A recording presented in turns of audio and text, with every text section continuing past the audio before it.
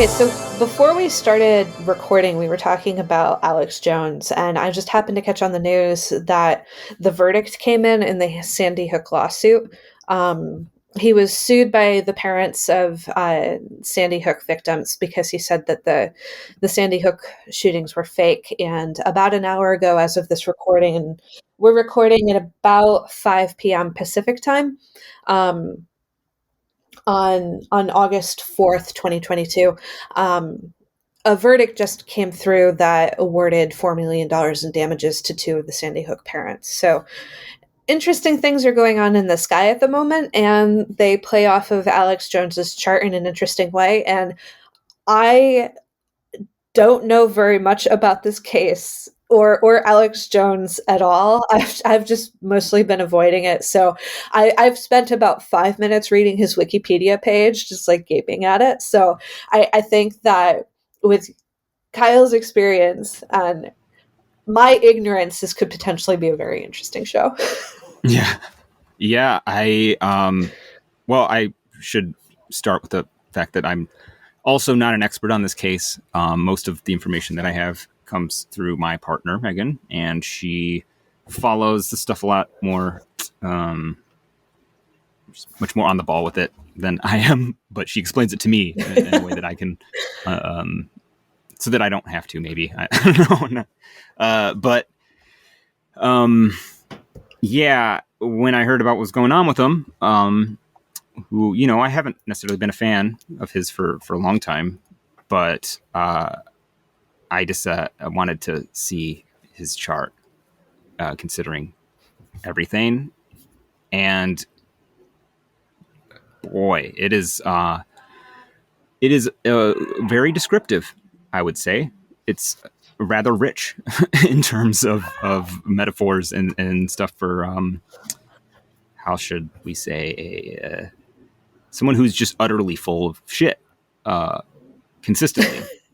Like, you could basically take his words and just assume that there's no truth behind them whatsoever. And yeah, the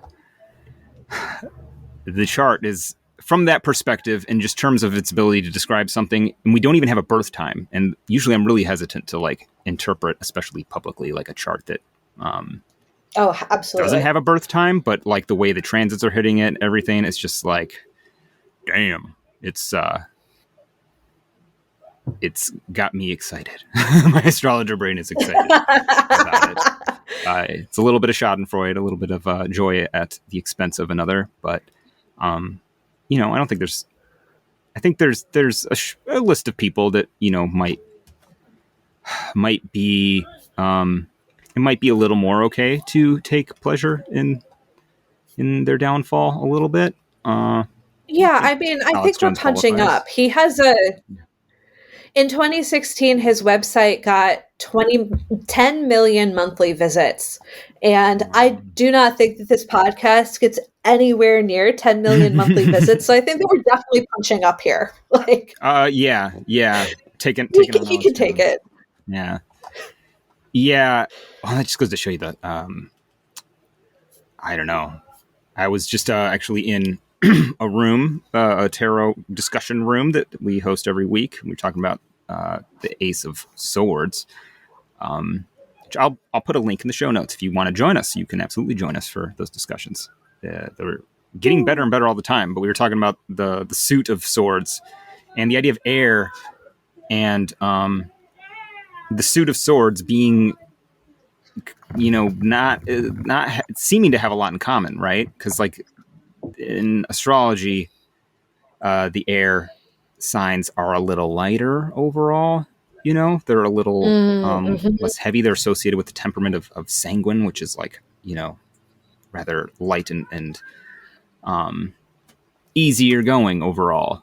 But swords, they have a lot of weight and they do a lot of damage potentially. And just this idea swords that they cut and they can cut very deep, and that your words can have really profound consequences and do a lot of damage. They can do a lot of good, but in a lot of ways you can get a lot more done with words than you can with actions. You can get other people to to take action for you. Yeah, you can get other people to march on the Capitol. Yeah, exactly. And so I took this just personally, and they're, probably not people that listen to the show, but generally, I think getting rid of maybe some of the sources of knowledge, if you want to call it that, information, that are maybe driving a lot of negative behavior may not be. I'm going to mark it as a win.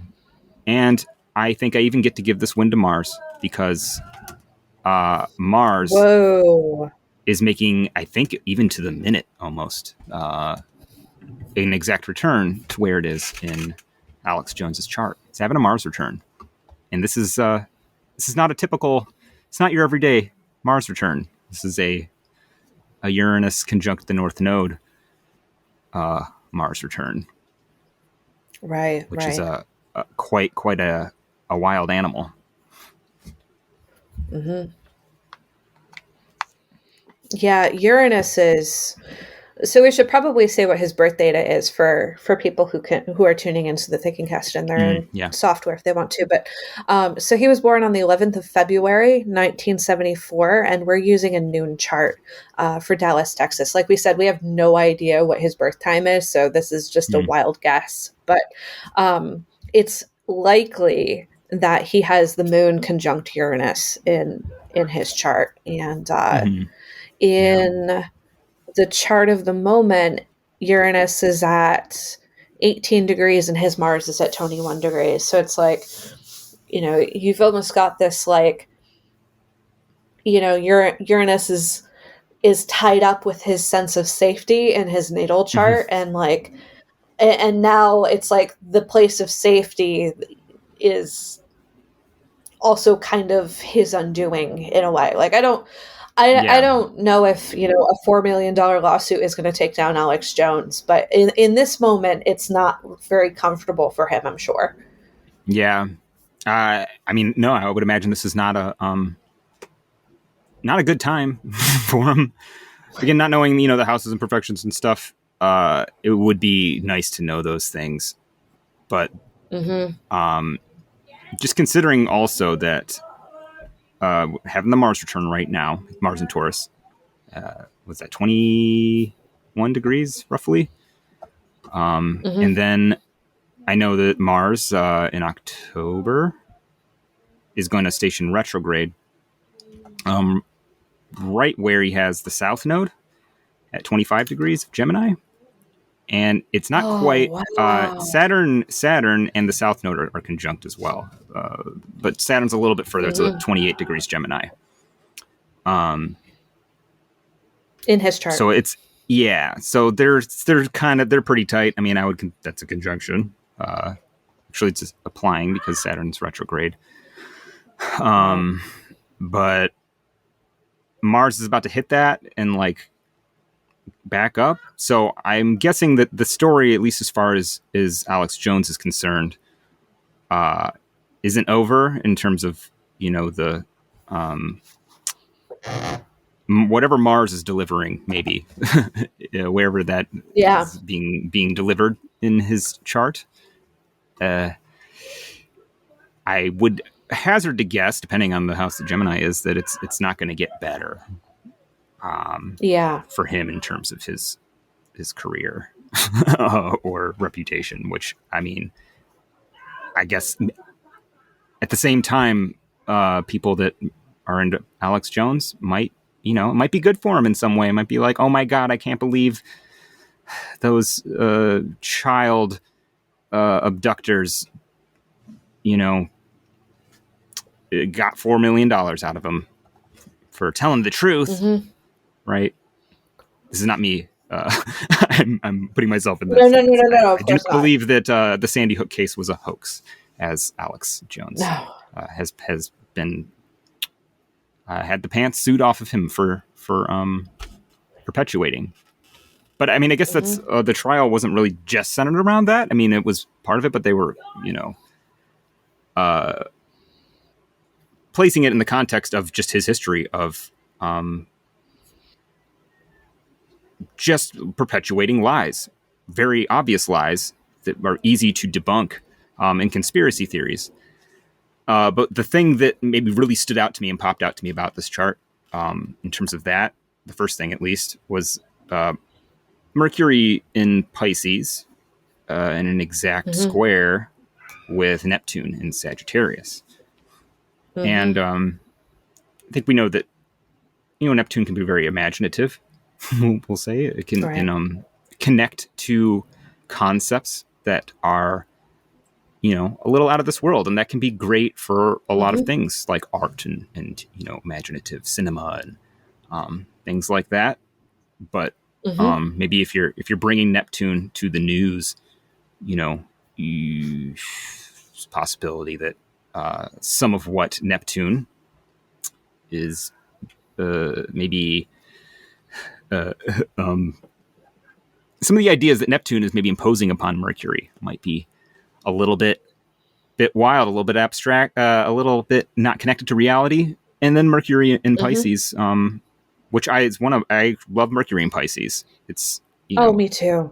But it does have a reputation traditionally, and I've seen it play out. It because it can reach for concepts that are a little fuzzy in a way that regular Mercury can't. It can be kind of its power, but it can also be its sort of weakness in the sense that it can be a bit of a bullshitter. Yeah. I mean, Mercury in Pisces and Neptune in Sagittarius are both I really strongly associate them both with the emotional truth of things. I when you're dealing with the news, like you said, like the emotional truth of things, like, I guess how people feel about it is data, but overall, like, even when they're trying to talk about popular sentiment, it always comes down to numbers and opinion polls and statistics and all of these like hard mercurial things. Yes. But when you've got Mercury in Pisces and Neptune in Sagittarius, and I love Mercury in Pisces. Like I've written like 2 or 3 blog posts about how much I love Mercury in Pisces and how much I think it gets a bad rap. However, like every tool has a place where it does well. And Mercury in Pisces is really great for poets.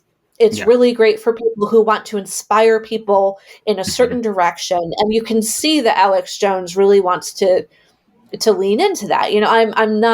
I don't agree with anything that I have heard him say. Like, I'm not an Alex Jones expert, but like this is definitely not an apology for him, but you can see the Mercury in Pisces acting out in terms of, appeal to emotion, appeal to the emotional truth of how people are feeling. And you can see that he's resonating for people. You can see that he is talking to something in people. It just is not based in facts. And so Mercury in Pisces and Neptune in Sagittarius, they're both placements that are like, the facts are irrelevant.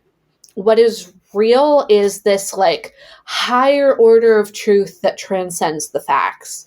And both of them have a very difficult time telling the difference between, not to psychoanalyze him as an amateur, but the attacks on, or the raid on Waco had a very profound effect on him as a child. He lived not far from there. He really, deified David Koresh. And so he has these placements that are not very good at filtering out emotional fact from factual reality, emotional truth from factual reality. And so he's, he had that very traumatic experience. And, and here we've got Uranus conjunct the moon too, shocking emotional experiences that you can almost see how it shaped his brain in a way so that the truth, the factual truth, like what actually happened, is just completely irrelevant in light of this horrifying emotional trauma that he experienced when he was young. And it's like everything is run through that filter. Yeah, I think that's a really good take on it. And to some degree, I'm like a little less willing to give him that much credit, where I think you're right, and there's a possibility that he actually believes some of the bullshit that he says, or at least did at one point, because there's a truth that I think what you said is absolutely true. Like Mercury and Pisces, especially, is because there is like almost no boundaries to like what can be communicated. But it kind of lacks that limitation in a way that can be problematic, because that's Mercury needs to, like, stuff to, it needs to be able to put a label on something. So it'll do that, but it'll maybe do that to things that are incorrect, maybe sometimes, but it's not even really about that, I think, either. Maybe with Neptune, Neptune is a little. I wouldn't trust anything that Neptune delivers to you to be objectively true. And maybe Neptune and Sag a little, a bit larger than life. But Mercury in Pisces is also very impressionable, because it's capable of receiving information from so many angles that it can get a little lost in the vapor, I think, in this case. But yeah, absolutely. I can't help but look at it and kind of see just like a flim flam man, which, it probably starts. I think you have to some degree at one point believe in your bullshit. But then maybe when you see how well it works, that might lead you to do some stuff like, oh, how far can I take this? Because maybe there are no limits to how far I can take this. Says Mercury in Pisces square Neptune. Maybe I can start selling brain pills and just label them brain pills for your brain, and people will buy them. Whoa, you bought those? Well, maybe you'll buy, some other bullshit that I come up with. And on we go. And that alone, like, I wouldn't just look at Mercury in Pisces square Neptune as the flim flam man by itself, but we do have like Saturn in Gemini, which is ruled by Mercury, so it's like at Mercury's disposal. And conjunct the South Node as well. South Node, yeah. And looking at it in terms of it's like a lot of layers, you can like levels that the nodes seem to operate. One of them is just as eclipsing points, as being points of obfuscation, points around where you can block out the light. You can distort it in a way. You can make day look like night with the node. And Saturn, also, one of its traditional significations being false appearances. Saturn knows how to deceive. It's misrepresentation, lies. When you to some degree know the truth, and that's why I'm a little less willing to give the benefit of the doubt. I think there's access to knowledge. Yeah, but it's like, what can I do with that? I can use that to block out maybe what's true and use it for my own purposes. Again, we don't know the role that these planets are playing, but Saturn and Gemini, I mean, it can be a bit of a deceptive influence in some cases. And then you have the Sun in Aquarius conjunct Jupiter. And it's actually, I think it could be Kazemi, depending on what time of day he was born. But like that close, it's like, as a Sun conjunct Jupiter native myself, I feel like I get how maybe carried away one can become with a piece of wisdom, we'll say. Jupiter is like, it takes knowledge, takes, stuff, observable world stuff, information, and it curates it and sort of molds it into a cohesive narrative. And while Mercury's good at like communicating that, in theory. Jupiter's kind of like what forms it, gives you the big story and gives the sense of things. And like the sun right there, like Jupiter has access to like the sun's knowledge to some degree. The sun being kind of representing that center point of knowing, like what you know, the point of consciousness, if you will. But it's like too much light usually when a planet's right next to the sun. It's like too much knowledge, like too much. It's like an overload of light. But then it's like those planets get like really wrapped up in the self-perception, and it's quite literally like they don't really get out. Jupiter doesn't really get to show up except through the sun to some degree. And I'm just thinking about the over-the-top quality of a lot of his lies, but also being able to form them into a cohesive narrative that is very anti-establishment in a sense, like questioning the authority, which the sun in Aquarius, it's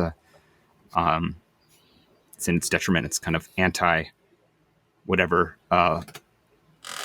the authority wants to do to some degree. Whatever, authority is a broad word, but the place represented by the sun, it's a little more looking at things from the outside. I don't know. Just the way this chart writes itself. I wish I had a better Mercury to communicate it, but it's like, wow. I don't know, like how poetic. I feel like it is poetic, and it's sad that he probably could have done better things maybe with it, but spinning a yarn can mean a lot of things, and in this case I really strongly believe that everyone, I don't believe that there are good charts or bad charts, bad planets or good planets. I believe that we came into this world with the chart that we have for a reason, and that it's a tool that we need to go through this world. And so it may have sounded like I was making apologies for him, but when I see somebody go so it's nice to hear you far away from but when I see somebody go so far away from the path of truth, I'm a very mercurial person. And so for me, a refusal to respect the facts is like a refusal to respect the truth, and it like strikes at my heart. But my instinct as a person is when I see somebody go so far wrong, I want to understand how it happened so that I can potentially maybe understand why they have the chart they do and what they were trying to do instead. And this is a person who has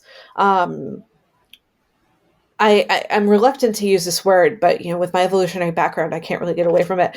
Really, literally heavy karma. Like the South Node in evolutionary astrology is your karma, and Saturn is the lord of karma, and Saturn is the planet of lead. Like this is really, really heavy. And one of the potential ways that you can read that South Node Saturn conjunction with that rulership in Pisces is that he is a person who has had past life experiences or experiences as a child where he needed to think on his feet really quickly.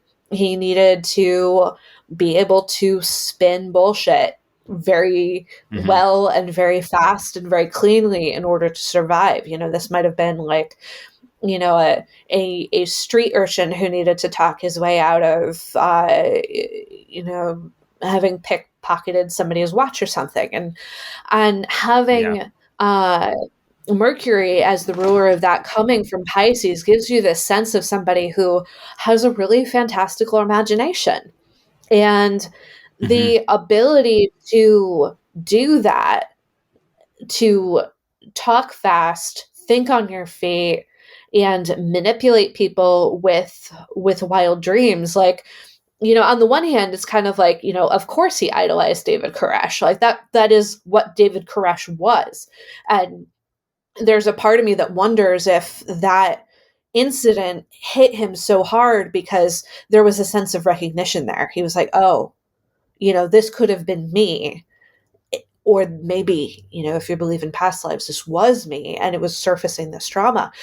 But at the same time, we're so used to people abusing those skills that it's really hard for us to imagine why someone would come into the world with skills like this.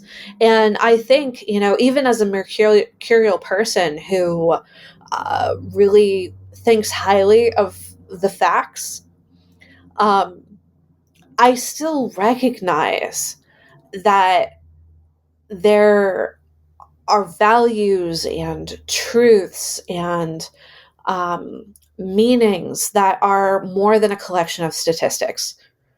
They're not less than a collection of statistics. I would never say that, but there's this thing in the human spirit that poetry speaks to that Gallup polls are never going to be able to reach. And somebody with a chart like this has a natural ability to speak to that. This is a person who is able to reach through the data and speak to the human heart. And he does it to manipulate people into buying bullshit pills. Yeah. But what if he was actually clued into something real? Something that transcends this moment. If we had someone who is actually using these abilities at this time to actually help people, we need that desperately in America right now. And it's just a tragedy to watch someone with the audience and the potential in this chart, frankly, blow it. Yeah. Well, that's the thing is, I guess, Mercury and Pisces can be very good at selling you on a dream. And we need dreams. Mm-hmm. We need grand ideas, to push for, high ideals to reach for. Even if they're not fully real, that can be useful. But that's, again, why I wish I could see the houses and, what the actual birth time is, to know, what's playing what role. When you use that for, nefarious means, can do a lot of damage. Yeah. But it's the thing maybe with a fallen planet, right? It can be effective, very effective at doing what it does. Yeah. It's just... he has an ability to bend things in a way that there's a part of it that doesn't totally get itself and its capacity. And that's kind of fundamentally the problem. Mm-hmm. Yeah. It's making me think a little bit about Neptune and Pisces in the transit in general, like what it'll be like with Neptune and Aries. Yes. And Pluto and Aquarius. I was been thinking about that a lot lately. In terms of, we discussed it in your group a little bit, but the idea for me, it's really compelling lately of just what an outer planet does to a sign. Because even just when you were saying all those things, part of me was I want to be sold on a dream. I want to be compelled in that way, and there's so much power in that. But the other part of me was I would not trust that shit for a second. I don't know. I feel like there's a maybe it's I don't know. there's a cynicism maybe around Neptunian topics that comes around that. Yeah.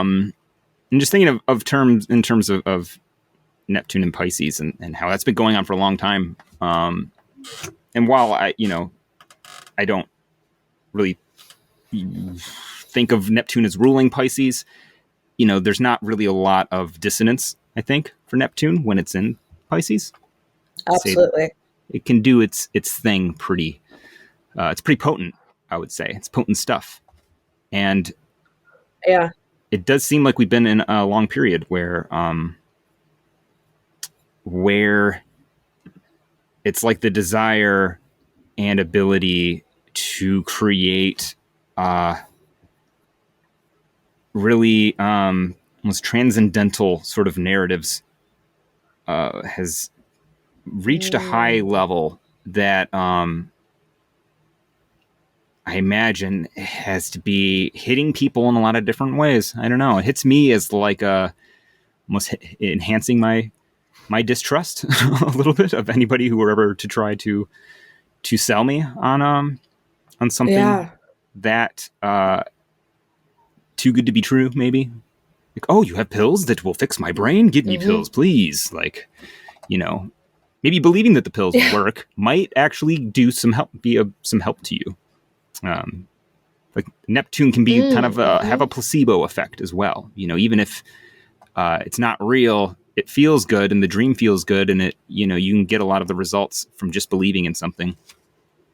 But there's, limits to that. But Neptune will tend to make you think there are no limits to that. I'm just thinking about like if Neptune is going to test the limits of Pisces by blurring boundaries, which is kind of what Neptune does in a sign that like doesn't really have that many to begin with. I don't know. It can go really far. It can go really, really far. Yeah. I feel like Neptune and Aries might be a relief in some ways, but I don't know. Yeah, I'm looking forward to it, to be honest. I don't know if I should necessarily because, my Venus and my Mercury and my midheaven are in Aries. So having Neptune there is going to be a really big deal, even though my first planet is at 10 degrees. Oh, yeah. But I have been finding Neptune and Pisces incredibly rough. It squared my Mars for a couple of years, which like completely pulled the rug out from under me in terms of like getting anything done for like 2 years. And it's been sextile my sun for a while, which like people don't usually talk about, but like it felt like walking through such a fog. Like, I wasn't born yesterday. I've gone through, Neptune and Capricorn and Aquarius and now in Pisces, pretty much all of those signs at this point. And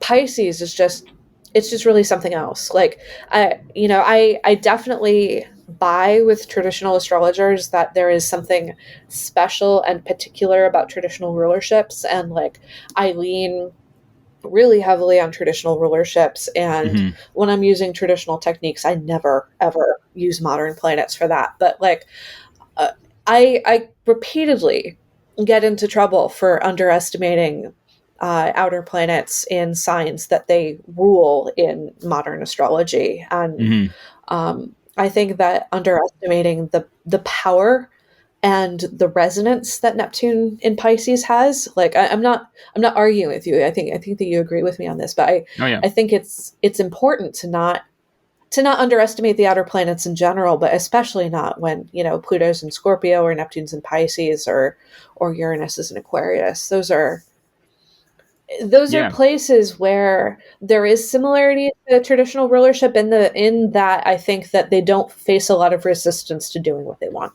Yeah. I mean, for me, it got easier when I maybe got what was meant, because you'll hear a lot of traditional astrologers say that like rulership is not based on affinity. It's not based on, the fact that this planet and the sign get along. It's based on this other system that has to do with geometry and symmetry and, many levels of meaning and layers that go beyond that. And that makes sense because, I mean, the idea of ruling something, being in charge of something, setting the laws for something,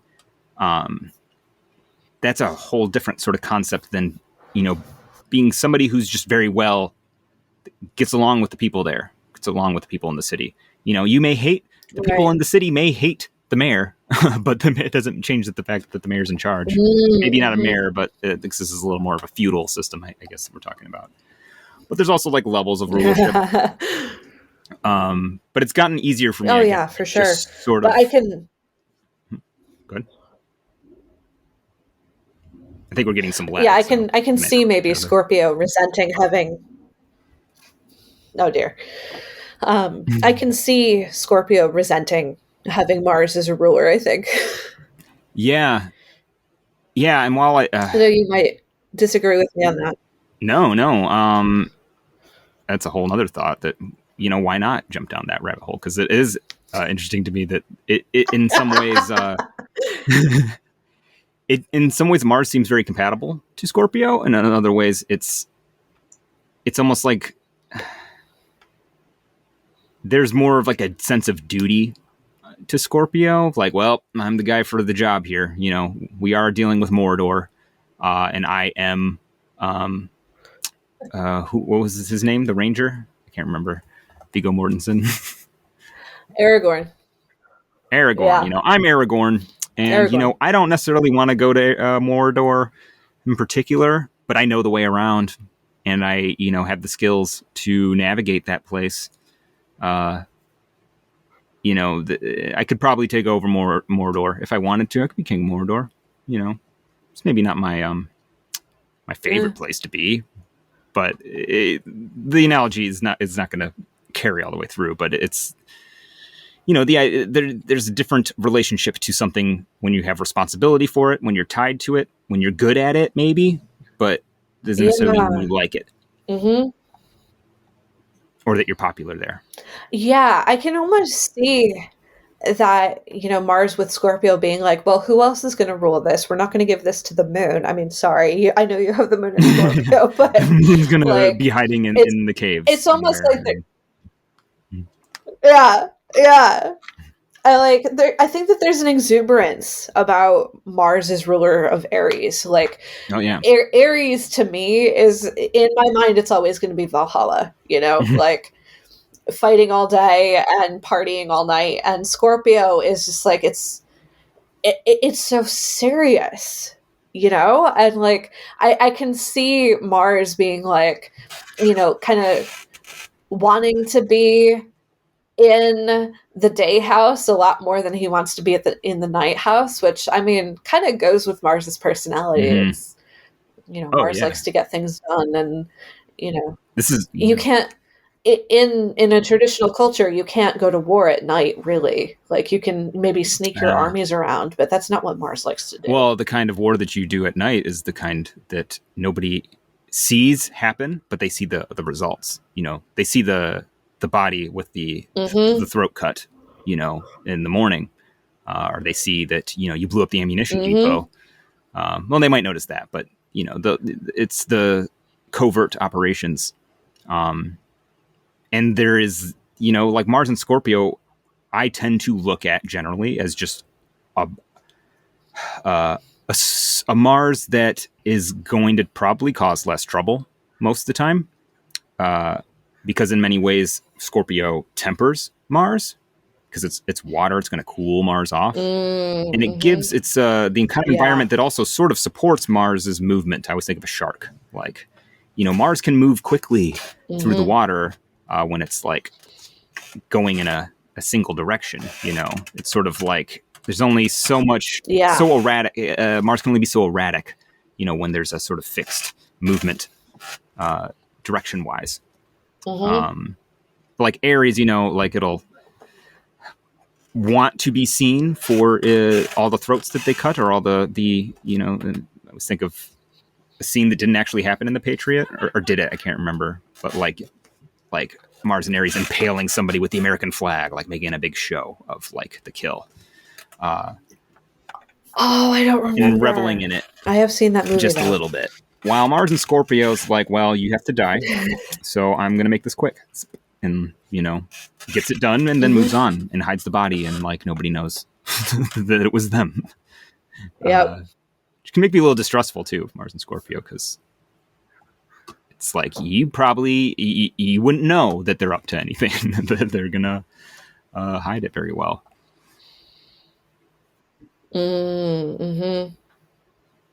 Yeah. Whereas Mars in Taurus, going back to the transits, is I feel like Mars is at 21 degrees now, and we've had a little while to get our heads around what this energy feels like, but I feel like one of the reasons maybe why Mars is in detriment, at least in my Mhm. experience, is like I can't figure out what the frick Mars is doing in It Taurus, is a hard one, other right? than annoying me because my sun and my North Node are Mhm. there. Like, it's like I know it's there, and I know it's causing trouble because, like, I know that my heart rate has gone up at various times, but it's just like I don't know what is happening, and like maybe that is just because of the unpredictability of Uranus, like running around like Loki. Mhm. But I feel like Mars in Taurus, and this is like the least Taurus thing that you could possibly say, is like trying to stab a cube of Mhm. jello. Like, I just can't get a handle on this thing. And I'm like, is this, can I blame Neptune for this somehow? Because it almost feels that way. Mhm. Yeah, I have also had a hard time with Mars and Taurus a lot, and in part because you'll see Mars and Taurus prominent in like surprising examples, like generals and was it Muhammad Ali, Mars and Taurus in the 10th house, which professional boxer, like one Oh. of the best. It's a little surprising, but then it's almost like you have to, with Mars and Taurus, I think, like let go a little bit of the planet sign combination, while you will get like Mars expressing through Venusian sort of ideals and things like that. Mm. It can be good in one way where it seems to just kind of just tamp Mars down, or just sort of like make Mars not move so much, and to the point where it's almost a good thing, depending on its role. If you don't need Mars for very Mm. much, having Mars and Taurus can be kind of great because it's not going to be quite as much of a shit stirrer, because it's just kind of like bored and tired a little bit, or something. Uh, Mm. Mhm. but traditionally, in ancient texts, like, I mean, a lot of them didn't even really acknowledge detriment. It's like a concept that came a little bit later. Falls and Right. exaltations were more focused on in domicile, but you don't really see a lot of negative things written about Mars and Taurus. And you think about it, it has like triplicity, Earth, like Mars tends to be pretty good in Earth signs. It has like hard solid things to swing around, or yeah, Yep. hit, or just solid ground to operate on. Um, Mars and air, it's a little too, it's like the brain never stops. Oh, I Yeah, know. oh, I know you Yep. know. But And you all will be welcome in my world for yeah, several yeah, months when Mars is retrograde in Gemini. yeah. Uh, but I guess where it seems to make sense to me is like a bull, right? It is a chill ass animal most of the time until you twist Yeah. its balls, and then uh, Hmm. you better get the fuck out of the pen, because you're about to get impaled on some horns. Yeah. You can get it really really riled up. It just takes a long time, and it takes prodding, which in a lot of ways is like appropriate for Mars. Like, yeah, maybe you don't need to get really mad at every little slight. I think what will happen though with Mars and Taurus is that it will surprise people. Uh, you don't see it coming, because it Yep. was kind of went from we looked like we were at 10% all year, and then you had that 120% episode where they Yeah. punched a hole in the wall or something. Yeah. And I think that that is a perfect, like, explanation for why this is happening when um Mars is in Taurus, aside from the fact that it's the Mars return of Alex Mm. Jones. Like, one of the things that keeps on coming up is people just don't understand why he is able to get away with all of Hmm. these things, and it's like, he's he's super aggressive. He's got that moon conjunct Uranus. But I think that maybe this Mars in Taurus has been protective for him. It's not speaking so much to the way that he reacts to other people. I mean, goodness no. It makes me wonder if that Mars is in the seventh house, because it seems to be describing more of his experience of the world. Like it's shocking to him that he is suddenly being called to account for hurting people with the things that he says when he's been doing it for his entire freaking career. Like getting away with something for a long time, and then suddenly it's like, what? Oh, you want 150 million? Yeah. Which, granted, they got. Exactly. They wanted 150 million from him. They got 4.1, which I'm a little disappointed about. It's probably not hurting too bad. But what I find notable is that nobody came to testify on his behalf. He was the only one who testified on his behalf. He testified out for himself, and nobody else came. No one? So I was told. Oh, so wow. I heard. That's.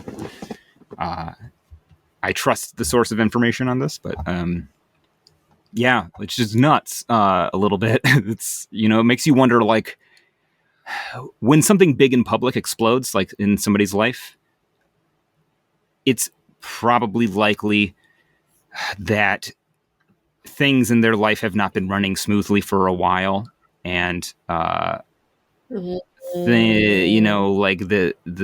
mechanisms are sort of falling apart, and then you get less careful, you get less tuned into detail. Maybe you take the public stuff for granted, and then your life sort of leaks out into the world, and that would kind of make sense for this transit, this particular flavor of Mars in Taurus with the North Node in Uranus. It's, Taurus things tend to last a long time. Uranus is disruptive. The North Node is very kind of chaotic in general, but it tends to enlarge things. Kind of like Neptune a little bit, but like blow it up like a balloon that maybe doesn't have a lot of substance in it. Yeah. And so it kind of looks like just shit getting thrown up in the air, like running off the rails a little bit.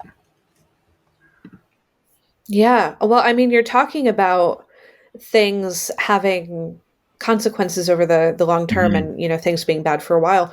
And I'm looking over the headlines as we're talking about this, and I found this article in the AP that from 6 days ago, apparently, that his media company filed for bankruptcy.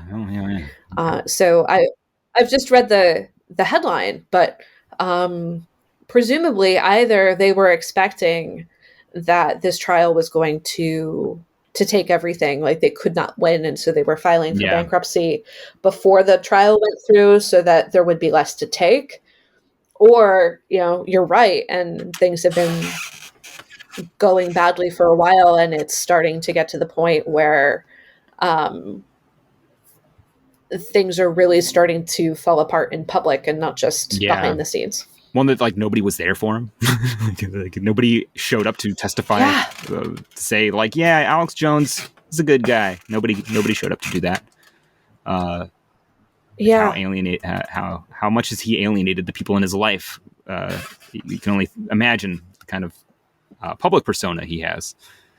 But trials too, like the fact that he went to trial, like lawyers and shit, like he may have only paid out $4.1 million, but who knows how much just going to trial cost. He's probably going to have to pay for the legal bills of the families too. That's, I don't know that, but that's often the way it goes. Some flam men but too. Speaking of transits, go ahead. Sorry.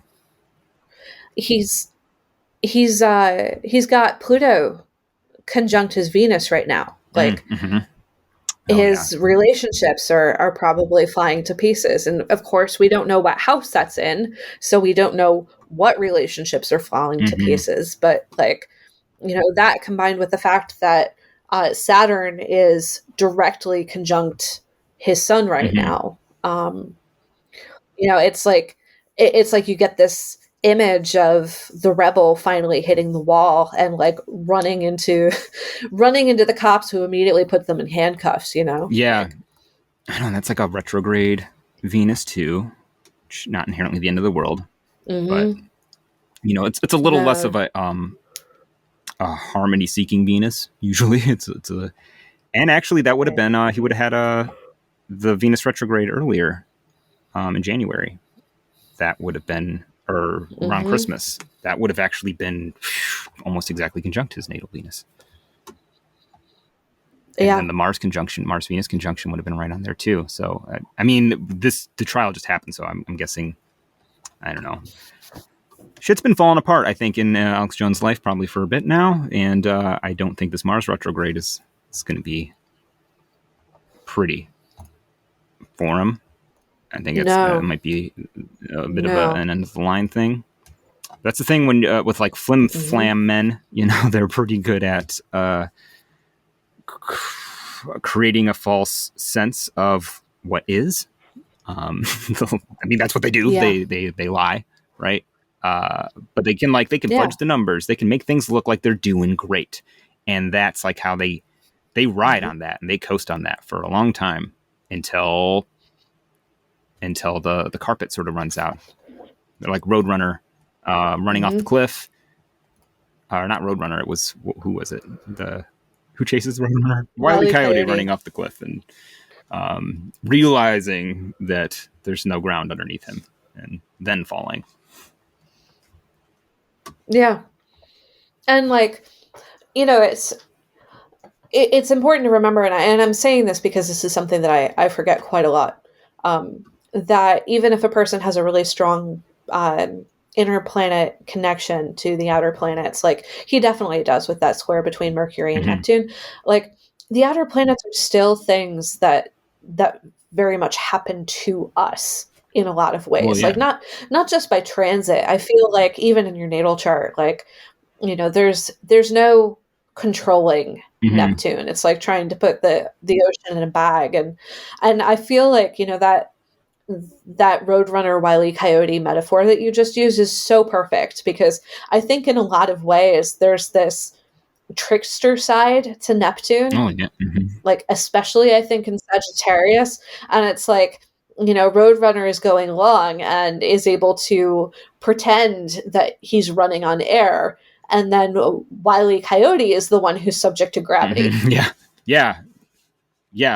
Roadrunner can do it because he never looks down, right?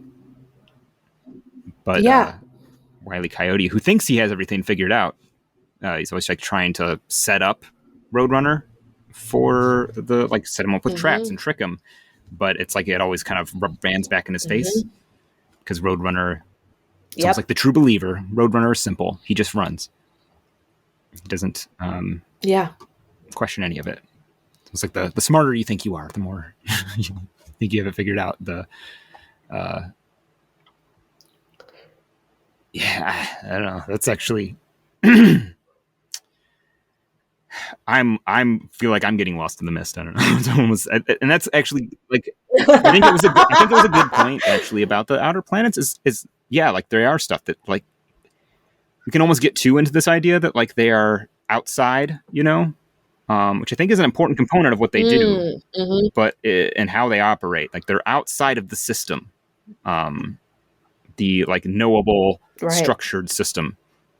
And they're like these sort of curveballs that are like, what do we even do with this? And they bring that, but but there are actual experiences involved in them. We feel them, and whatever it is that they're doing, bringing up. I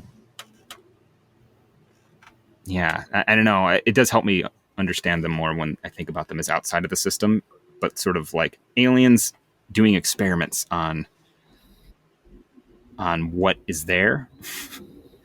It's like, what are you doing? Yeah. Why are you doing it? I don't understand your motivation, because it doesn't fit into the way that I see things and understand things. It's like that. Yeah. I mean, theoretically, the outer planets orbit the sun. Like, Theoretically, they're Mhm. in the same solar system. But, have you ever seen those pictures that show the sun from the perspective of Pluto? Like, as far Pluto as star, Pluto yeah. is concerned, the sun is just another star. And like the forces of gravity that are active that far out in space, it's like Neptune is the sun much more than the sun is Mm, as far as gravity is concerned. Like, Neptune has Pluto locked in this 2-3 resonance because its gravity is so big. And like all of the Plutinos dance to Neptune's yeah. tune.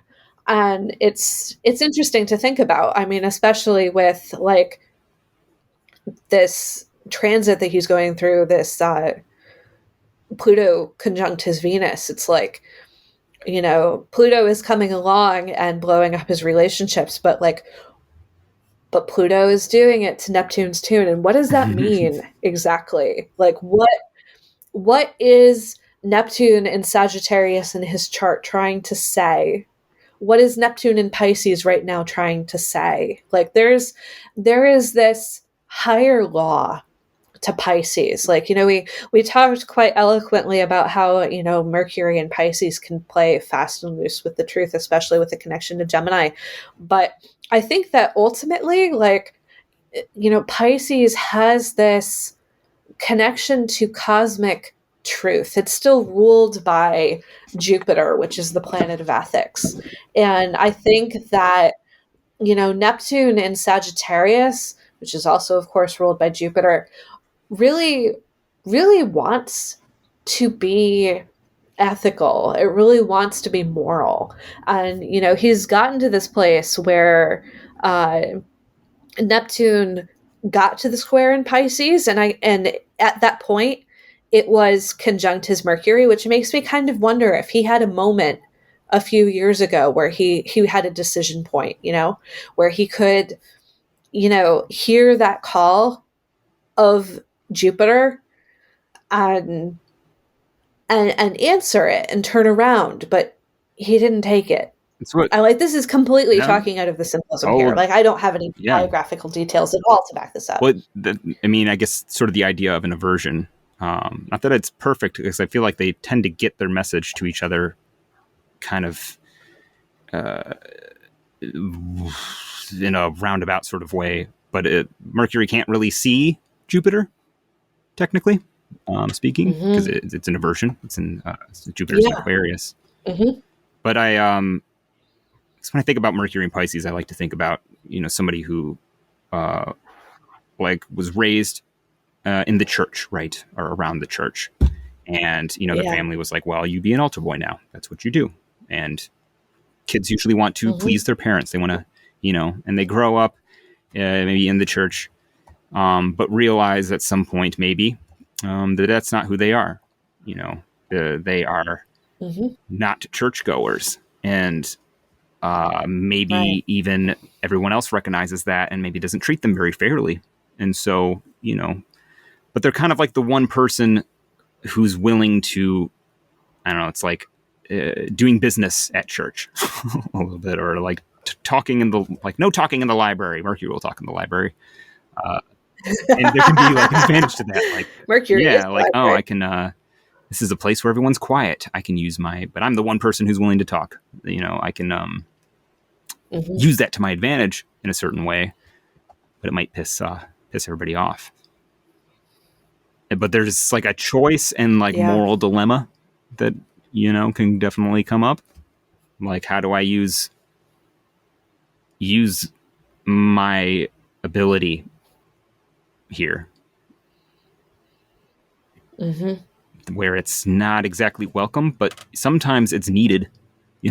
It's sometimes we do need to actually put into Yeah. words or figure out what the fuck it is. Like at the church would just talk Latin at you for hundreds of years, and nobody knew what it meant. But at some point, somebody was like, "Hey, maybe Yeah. we should write this out in languages that people can understand, so they can actually read this stuff and understand it." That is kind of like Mercury and Pisces to me. It's like, yeah, maybe the church Yeah. doesn't like this, but it kind of needs to happen, and it's a bit of a transgressor. It's a bit of a Yeah. subverter Sometimes it's required. But again, it's, what do you do with that?